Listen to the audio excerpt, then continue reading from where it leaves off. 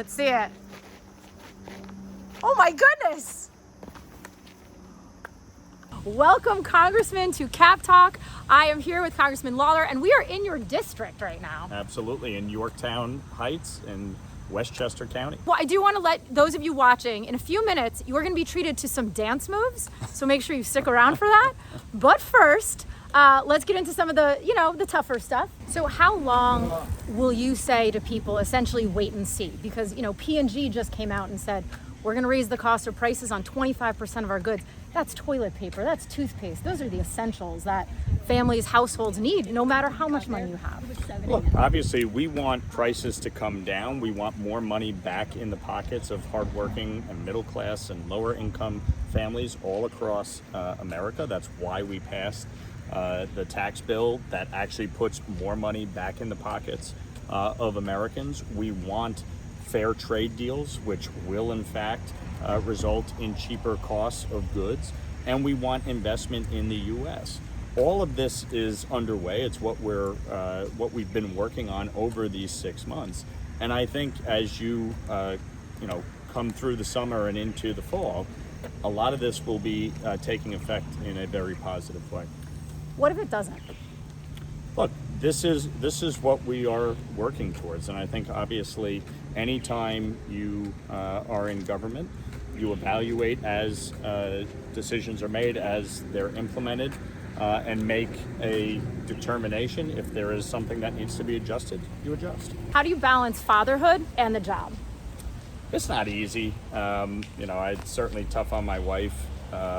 Fortunately, her parents live with us. We moved them here from Moldova after I won my congressional seat, and so they've been living with us for 2.5 years, and it's worked out great. A lot of people are like, wait, your in-laws live with you? You like that? I'm like, it's great. My father-in-law does all my yard work, built 2 greenhouses, grows vegetables. My mother-in-law cooks, cleans, takes care of my kids, and they don't speak English. It's perfect. There's no fights. All right. So I hear the president has a nickname for you.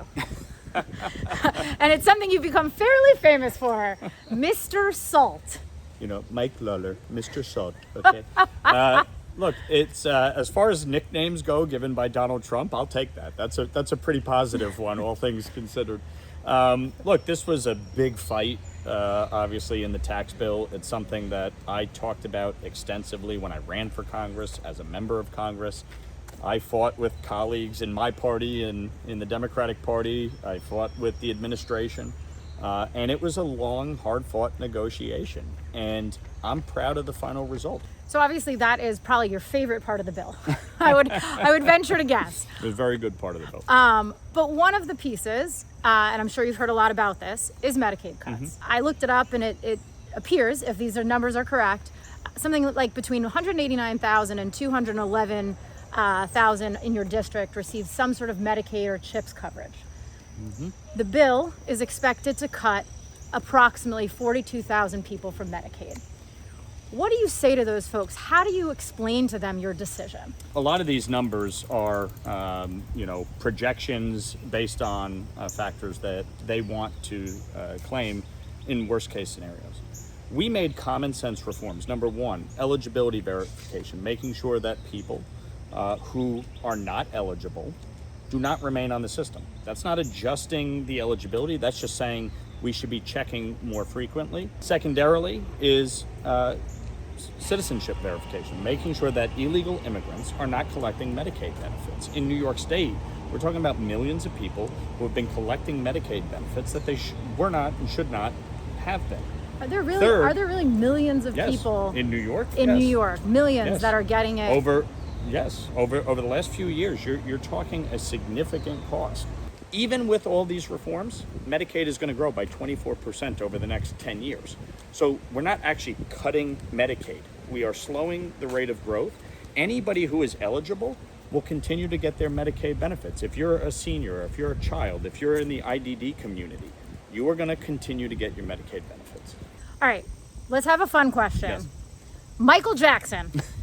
How deep is your love for Michael Jackson? That's a Bee Gees song. Well, I know. I was rolling around with it, but yes. But he was good friends with Barry Gibb. They were very good friends. There you go. See, I didn't even See? know the connection. So- You did it for me. Exactly. It just proved the point. Look, Michael Jackson was my favorite musician.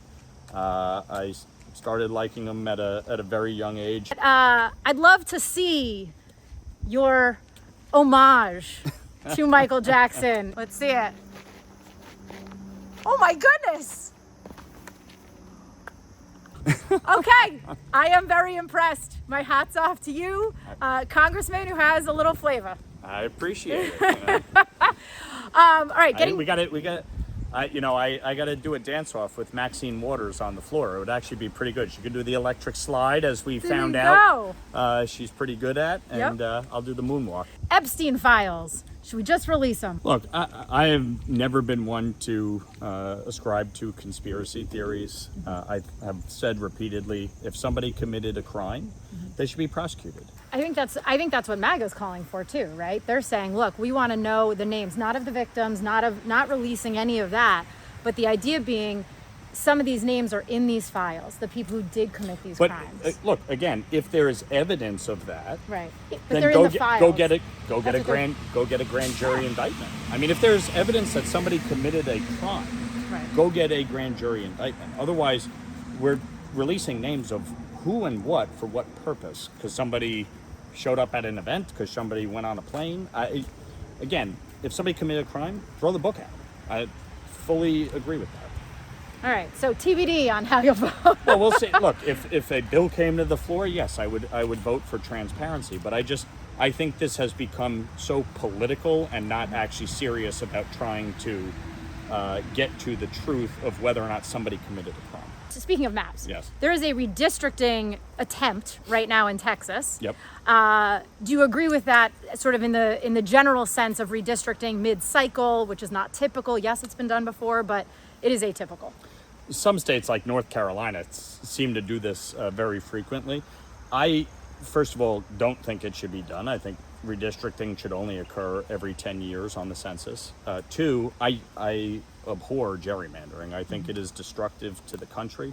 I think when you look at Congress right now, pretty much every state has gerrymandered their maps at this point. That's why we're in such a closely divided Congress, because most districts are not competitive. Any lesson from having run track that you use in Congress today, aside from running through the halls?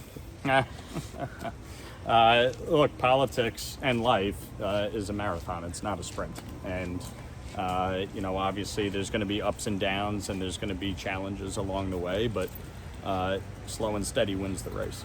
Okay. I feel like that's a larger statement about life in general. Yes. This is really fun to be in district with someone, and there's a certain ease that comes when you're in district, sort of your home.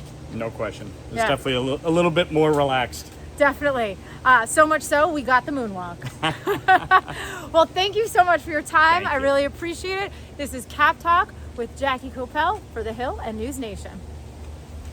There we go. As we keep walking, we're talking.